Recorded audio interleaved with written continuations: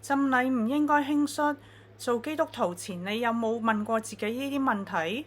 你冇發現而家好多人將受浸變成一個感動時刻，氣氛啱，音樂感人，朋友鼓勵，於是就決定受浸啦。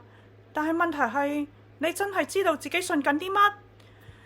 做基督徒唔單止係做好人咁簡單㗎，其實有好多問題你可能一生都思考唔完。例如啦，信仰真係非理性，如果科學同信仰衝突，你會點揀？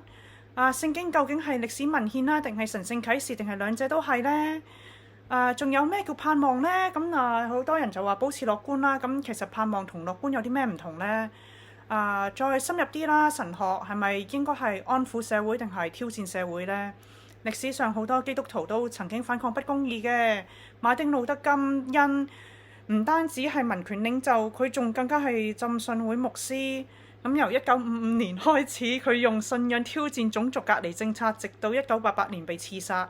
對佢嚟講，福音唔只係上天堂㗎，而係改變世界嘅。而今日解放神學呢，亦都重新定義教會嘅角色啦。有人認為啦，教會應該支持 LGBTQ 或者at least support 佢哋啦，關心下被壓迫者啊，站喺弱勢嗰一邊啦。咁亦都有人覺得教會已經係偏離咗聖經啦。教會應該跟隨時代定係對抗時代呢？所以受浸唔應該輕率㗎，因為基督教唔只係一個身份，而係一條道路嚟㗎，一條充滿懷疑、掙扎、哲學、歷史甚至係痛苦嘅道路。如果你真係想成為基督徒，唔好只追求感動啊，先學會發問，因為真正嘅信仰從來唔怕問問題㗎。